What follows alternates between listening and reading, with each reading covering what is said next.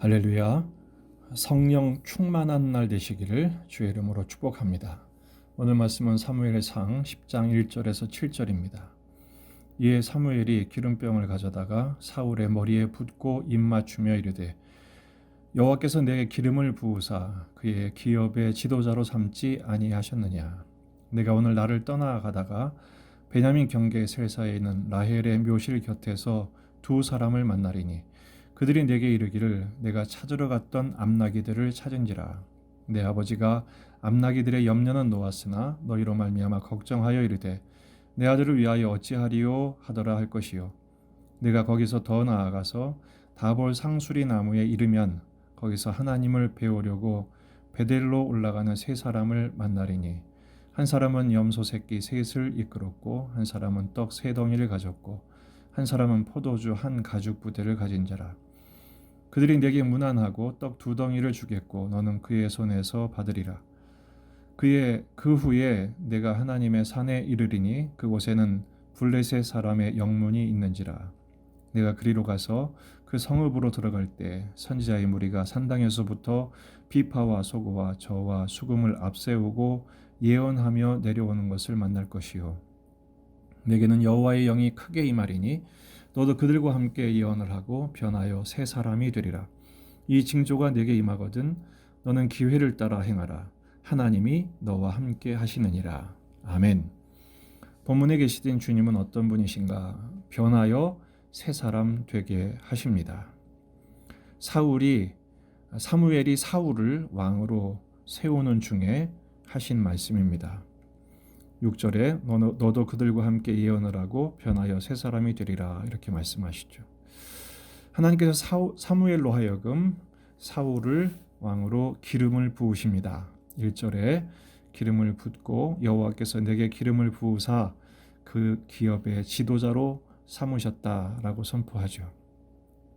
그리고 세 가지 징표를 줍니다. 라헬 묘 곁에서 두 사람을 만날 것이다. 그들이 암나기를 찾았다고 말해줄 것이다. 두 번째, 다볼 상수리 나무 밑에 베델로 가는 세 사람을 만날 것인데 떡 두 덩이를 줄 것이다.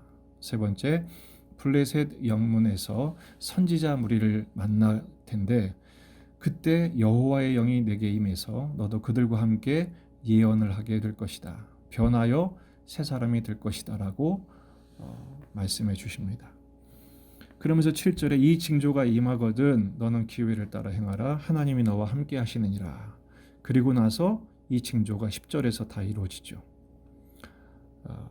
사울이 하나님의 기름 부음을 받은 왕이라는 것에 대한 공적인 증빙이 완료되는 것입니다. 오늘 본문에서 우리는 지도자를 세우신 하나님의 방식을 찾아낼 수가 있습니다. 첫째는 선견자 사무엘을 만나게 하셔서 기름을 부으시죠. 당시 고대 근동에서 기름 부음은 과거와의 단절 그리고 새로운 지위와 상태로의 진입을 의미합니다. 전에 자기가 주인 노릇했던 자신과의 단절을 선포하는 것이죠. 사울이 암나기나 찾던 사람 아닙니까? 그러나 이제는 그 과거와 단절하고 왕이신 하나님을 섬기는 왕으로서 새로운 지위를 지금 부여받게 됩니다. 전에는 암나기를 찾았지만 이제는 하나님의 말씀을 찾아 그 하나님을 섬기고 온 백성들로 하여금 하나님을 온전히 따르게 하는 경배케 하는 왕으로서의 사명을 갖게 된 것이죠. 두 번째는 선지자 무리들을 만나서 성령의 기름을 부으십니다. 5절에 보면 그 후에 내가 하나님의 산에 이르리니 그랬습니다. 사울에게 성령의 기름을 부으시는 장소가 하나님의 산이란 얘기죠. 물론 그것은 블레셋 지경이었습니다. 하지만 하나님께서 그곳을 하나님의 산 되게 하시죠. 성경에서 하나님의 산은 신의 산, 성전산을 부를 때 고유명사입니다. 성령께서 이 자리에 임하시니까 사울에게는 하나님의 산이 된 것이죠. 성령의 기름을 부으신 이유는 인간 사울에서 하나님의 사울로 개조하시는 것입니다. 변화시키시는 거죠. 에스겔서 36장 26절 27절 또 새 영을 너희 속에 두고 새 마음을 너희에게 주되 너희 육신에서 굳은 마음을 제거하고 부드러운 마음을 줄 것이며 또 내 영을 너희 속에 두어 너희로 내 율례를 행하게 하리니 너희가 내 규례를 지켜 행할지라. 신약에서도 일곱 집사를 세울 때라든지 일꾼을 세울 때 반드시 성령을 충만하게 부으시고 성령 충만한 사람이라는 공적인 증빙이 있게 하시죠. 그래서 하나님 사용하십니다. 하나님 나라의 일꾼은 자기 충만한 사람이 아니라 성령 충만한 사람이어야 합니다. 세상의 다스림을 받거나 자기 자신이 앞서는 사람이 아니라 성령님의 인도하심을 따라 성령님의 지배를 받아 성령님의 뜻대로 순종하는 일꾼이 하나님의 손에 붙들린 도구가 될 수 있기 때문에 그렇습니다. 세 번째는 하나님의 임재죠. 7절에 하나님이 너와 함께 하시느니라.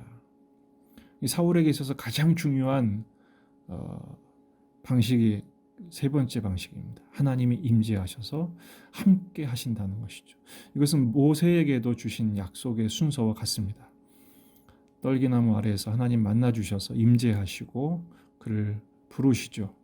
여러 번 모세가 반대했지만 결국은 이 약속을 주십니다. 출애굽기 3장 12절 하나님이 이르시되 내가 반드시 너와 함께 있으리라.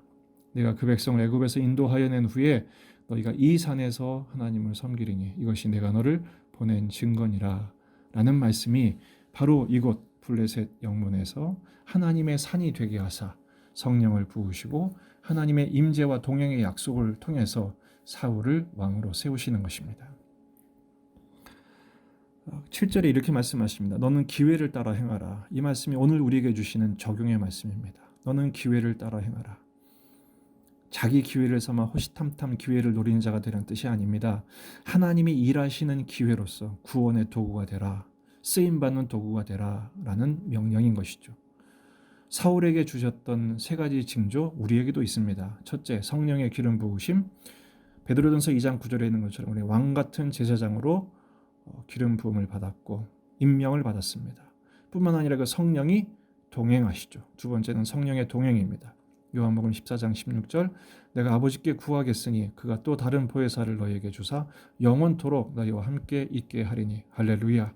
지금 이 순간 성령님이 나와 함께 계심을 믿으시기 바랍니다. 원 보혜사이신 예수님께서 보내주신 다른 보혜사 성령님께서 오늘도 우리의 심장과 함께 호흡하시고 우리가 가는 곳마다 함께 하시고 인도하시고 지도해 주시고 이끌어 주실 것입니다. 뿐만 아니라 이 성령님의 동행은 세 번째 주님의 동행과 같다는 것입니다. 마태복음 28장 20절 내가 너희에게 분부한 모든 것을 가르쳐 지키게 하라. 볼지어다 내가 세상 끝날까지 너희와 항상 함께 있으리라 약속하시죠. 그리고 이 약속은 마가복음 16장 20절에 제자들이 나가 두루 전파할세 주께서 함께 역사하사 그에 따르는 표적으로 말씀을 확실히 증언하시니라. 아멘. 복음의 증인, 십자가의 증인으로 살아갈 때 주님은 함께 하셔서 역사하시고 일하시고 계심을 믿으시기 바랍니다. 때로 우리가 하나님의 부재 현상을 느낄 때가 있습니다. 하나님의 임재도 느끼지 못하고 동행도 인식하지 못할 때 나 혼자라고 생각할 때가 있습니다. 해야 할 일을 하지 않을 때입니다. 해야 할 일을 하지 않았기 때문입니다.